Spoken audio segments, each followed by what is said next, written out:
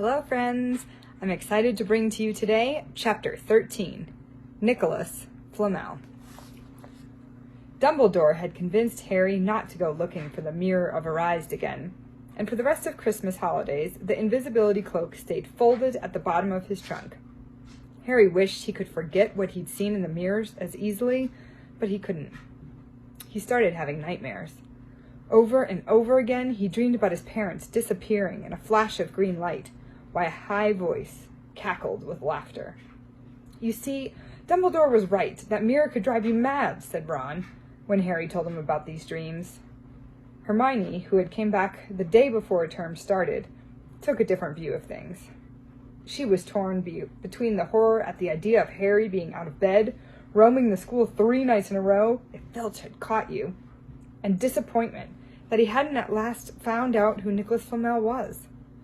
They had almost given up hope of ever finding Flamel in a library book, even though Harry was still sure he'd read the name somewhere.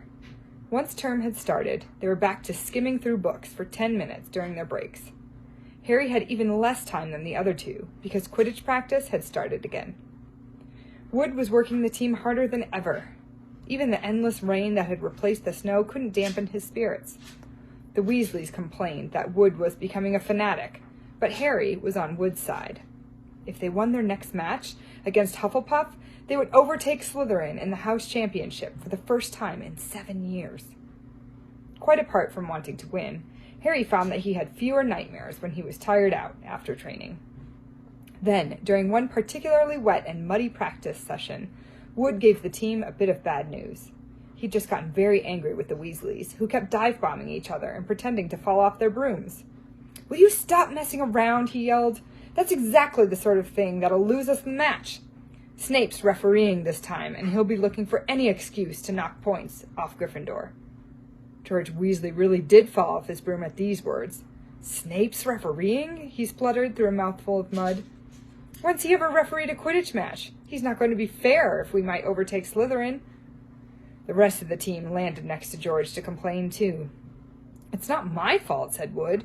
"We've just got to make sure we play a clean game, so Snape hasn't got an excuse to pick on us." Which was all very well, thought Harry, but he had another reason for not wanting Snape near him while he was playing Quidditch.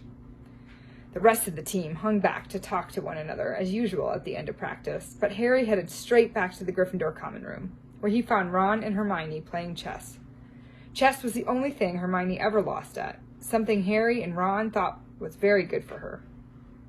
"Don't talk to me for a moment," said Ron when Harry sat down next to him. "I need to He caught sight of Harry's face. "What's the matter with you? You look terrible." Speaking quietly so that no one else would hear, Harry told the other two about Snape's sudden, sinister desire to be a Quidditch referee. "Don't play," said Hermione at once. "Say you're ill. Pretend to break your leg," Hermione suggested. "Really break your leg," said Ron. "I can't," said Harry. "There isn't a reserve seeker. If I back out, Gryffindor can't play at all." At that moment, Neville toppled into the common room. How had he managed to climb through the portrait hole was anyone's guess, because his legs had been stuck together with what they recognized at once as the leg locker curse. He must have had to bunny hop all the way up to Gryffindor Tower. Everyone fell over laughing, except Hermione, who leapt up and performed the counter curse. Neville's legs sprang apart and he got to his feet, trembling. "What happened?" Hermione asked him, leading him over to sit with Harry and Ron. "Malfoy," said Neville shakily. "I met him outside the library. He said he'd been looking for someone to practice that on." "Go to Professor McGonagall," Hermione urged Neville. "Report him." Neville shook his head. "I don't want more trouble," he mumbled. "You've got to stand up to him, Neville," said Ron. "He's used to walking all over people, but that's no reason to lie down in front of him and make it easier." "There's no need to tell me I'm not brave enough to be in Gryffindor. Malfoy's already done that," Neville choked out. Harry felt in the pocket of his robes and pulled out a chocolate frog, the very last one from the box Hermione had given him for Christmas. He gave it to Neville, who looked as though he might cry. "You're worth 12 of Malfoy," Harry said. "The Sorting Hat chose you for Gryffindor, didn't it? And where's Malfoy and stinking Slytherin?" Neville's lips twitched into a weak smile as he unwrapped the frog. "Thanks, Harry. I think I'll go to bed. Do you want the card? You collect them, don't you?" As Neville walked away, Harry looked at the famous wizard card. Dumbledore again, he said. He was the first one I ever... He gasped. He stared at the back of the card. Then he looked up at Ron and Hermione. I found him, he whispered. I found Flamel. I told you I'd read the name somewhere. I read it on the train coming here. Listen to this. Dumbledore is particularly famous for his defeat of the dark wizard Grindelwald in 1945, for the discovery of the 12 uses of dragon's blood, and for his work on alchemy with his partner, Nicholas Flamel. Hermione jumped to her feet. She hadn't looked so excited since they'd gotten back their marks for their very first piece of homework. Stay there, she said, and she sprinted up the stairs to the girls' dormitories. Harry and Ron barely had time to exchange mystified looks before she was dashing back, an enormous book in her hands. I never thought to look in here, she whispered excitedly. I got this out of the library weeks ago for a bit of light reading. Light, said Ron, but Hermione told him to be quiet until she'd looked something up, and started flicking frantically through the pages, muttering to herself. At last, she found what she was looking for. I knew it! I knew it! Are we allowed to speak yet? Said Ron grumpily. Hermione ignored him. Nicholas Flamel, she whispered dramatically, is the only known maker of the Sorcerer's Stone. This didn't have quite the effect she'd expected. The what? Said Harry and Ron. Oh, honestly, don't you two read? Look, read that. There. She pushed the book toward them, and Harry and Ron read. The ancient study of alchemy is concerned with making the Sorcerer's Stone, a legendary substance with astonishing powers. The stone will transform any metal into pure gold. It also produces the elixir of life, which will make the drinker immortal. There have been many reports of the Sorcerer's Stone over the centuries, but the only stone currently in existence belongs to Mr. Nicholas Flamel, the noted alchemist and opera lover. Mr. Flamel, who celebrated his 665th birthday last year, enjoys a quiet life in Devon with his wife, Perennial, 658. See, said Hermione, when Harry and Ron had finished. The dog must be guarding Flamel's Sorcerer's Stone. I bet he asked Dumbledore to keep it safe for him, because they're friends, and he knew someone was after it. That's why he wanted the stone moved out of Gringotts. A stone that makes gold and stops you from ever dying, said Harry. No wonder Snape's after it. Anyone would want it. And no wonder we couldn't find Flamel in the study of recent developments in wizardry, said Ron. He's not exactly recent, if he's 665, is he? The next morning, in defense of dark arts, while copying down different ways of treating werewolf bites, Harry and Ron were still discussing what they'd do with the Sorcerer's Stone if they had one. It wasn't until Ron said he'd buy his own Quidditch team that Harry remembered about Snape and the upcoming match. I'm going to play, he told Ron and Hermione. If I don't, all the Slytherins will think I'm too scared to face Snape. I'll show them. It'll really wipe the smiles off their faces if we win. Just as long as we're not wiping you off the field, said Hermione. As the match drew nearer, however, Harry became more and more nervous, whatever he told Ron and Hermione. The rest of the team wasn't too calm either. The idea of overtaking Slytherin in the house championship was wonderful. No one had done it for 7 years, but would they be allowed to, with such a biased referee? Harry didn't know whether he was imagining it or not, but he seemed to keep running into Snape wherever he went. At times, he even wondered whether Snape was following him, trying to catch him on his own. Potions lessons were turning into a sort of weekly torture. Snape was so horrible to Harry. Could Snape possibly know they'd found out about the Sorcerer's Stone? Harry didn't see how he could, yet sometimes he had the horrible feeling that Snape could read minds. Harry knew, when they wished him good luck outside the locker rooms next afternoon, that Ron and Hermione were wondering whether they'd ever see him alive again. This wasn't what you'd call comforting. Harry hardly heard a word of Wood's pep talk as he pulled on his Quidditch robes and picked up his Nimbus 2000. Ron and Hermione, meanwhile, had found a place in the stands next to Neville, who couldn't understand why they looked so grim and worried, or why they had both brought their wands to the match. Little did Harry know that Ron and Hermione had been secretly practicing the leg locker curse. They'd gotten the idea from Malfoy using it on Neville, and were ready to use it on Snape if he showed any sign of wanting to hurt Harry. Now don't forget, it's locomotor mortis, Hermione muttered as Ron slipped his wand up his sleeve. I know, Ron snapped, don't nag. Back in the locker room, Wood had taken Harry aside. Don't want to pressure you, Potter, but if we ever need an early capture of the snitch, it's now. Finish the game before Snape can favor Hufflepuff too much. The whole school's out there, said Fred Weasley, peering out the door. Even, blimey, Dumbledore's come to watch. Harry's heart did a somersault. Dumbledore, he said, dashing to the door to make sure. Fred was right. There was no mistaking that silver beard. Harry could have laughed out loud with relief. He was safe. There was simply no way that Snape would dare to try to hurt him if Dumbledore was watching. Perhaps that was why Snape was looking so angry as the teams marched onto the field, something that Ron had noticed too. I've never seen Snape look so mean, he told Hermione. Look, they're off! Ouch! Someone had poked Ron in the back of the head. It was Malfoy. Oh, sorry, Weasley. Didn't see you there. Malfoy grinned broadly at Crabbe and Goyle. Wonder how long Potter's going to stay on his broom this time. Anyone want to bet? What about you, Weasley? Ron didn't answer. Snape had just awarded Hufflepuff a penalty because George Weasley had hit a bludger at him. Hermione, who had all her fingers crossed in her lap, was squinting fixedly at Harry, who was circling the game like a hawk, looking for the snitch. You know how I think they choose people for the Gryffindor team? Said Malfoy loudly, a few minutes later, as Snape awarded Hufflepuff another penalty for no reason at all. It's the people they feel sorry for. See, there's Potter, who's got no parents. Then there's the Weasleys, who've got no money. You should be on the team, Longbottom. You've got no brains. Neville went bright red, but turned in his seat to face Malfoy. I'm worth 12 of you, Malfoy, he stammered. Malfoy, Crabbe, and Goyle howled with laughter, but Ron, still not daring to take his eyes from the game, said, You tell him, Neville.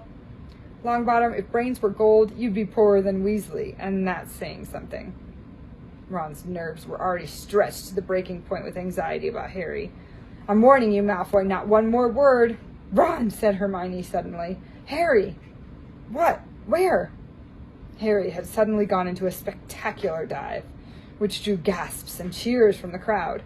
Hermione stood up, her crossed fingers in her mouth, as Harry streaked toward the ground like a bullet. You're in luck, Weasley. Potter's obviously spotted some money on the ground, said Malfoy. Ron snapped. Before Malfoy knew what was happening, Ron was on top of him, wrestling him to the ground. Neville hesitated and clambered over the back of his seat to help. Come on, Harry! Hermione screamed, leaping onto her seat to watch as Harry sped straight at Snape. She didn't even notice Malfoy and Ron rolling around under her seat, or the scuffles and yelps coming from the whirl of fists that was Neville, Crabbe, and Goyle. Up in the air, Snape turned on his broomstick just in time to see something scarlet shoot past him, missing him by inches. The next second, Harry had pulled out of the dive, his arm raised in triumph, with the snitch clasped in his hand. The stands erupted. It had to be a record. No one had ever remembered the snitch being caught so quickly. Ron, where are you? The game's over. Harry's won. We've won. Gryffindor is in the lead, shrieked Hermione, dancing up and down on her seat and hugging Parvati Patil in the row in the front. Harry jumped off his broom, a foot from the ground. He couldn't believe it. He'd done it. The game was over. It had barely lasted 5 minutes. As Gryffindor came spilling onto the field, he saw Snape land nearby, white-faced and tight-lipped. Then Harry felt a hand on his shoulder and looked up into Dumbledore's smiling face. Well done, said Dumbledore quietly, so that only Harry could hear. Nice to see you haven't been brooding about that mirror. Been keeping busy. Excellent. Snape spat bitterly on the ground. Harry left the locker room alone sometime later to take his Nimbus 2000 back to the broom shed. He couldn't ever remember feeling happier. He'd really done something to be proud of now. No one could say he was just a famous name anymore. The evening air had never smelled so sweet. He walked over to the damp grass, reliving the last hour in his head, which was a happy blur. The Gryffindors running to lift him on their shoulders, Ron and Hermione in the distance, jumping up and down, Ron cheering through a heavy nosebleed. Harry had reached the shed. He leaned against the wooden door and looked up at Hogwarts, with its windows glowing red in the setting sun. Gryffindor in the lead. He'd done it. He'd shown Snape. And speaking of Snape, a hooded figure came swiftly down the front steps of the castle. Clearly not wanting to be seen, it walked as fast as possible toward the Forbidden Forest. Harry's victory faded from his mind as he watched. He recognized the figure's prowling walk. Snape, sneaking into the forest while everyone else was at dinner. What was going on? Harry jumped back on his Nimbus 2000 and took off. Gliding silently over the castle, he saw Snape enter the forest at a run. He followed. The trees were so thick he couldn't see where Snape had gone. He flew in circles, lower and lower, brushing the top branches of trees until he heard voices. He glided toward them and landed noiselessly in a towering beech tree. He climbed carefully along the branches, holding tight to his broomstick, trying to see through the leaves. Below, in a shadowy clearing, stood Snape, but he wasn't alone. Quirrell was there, too. Harry couldn't make out the look on his face, but he was stuttering worse than ever. Harry strained to catch what they were saying.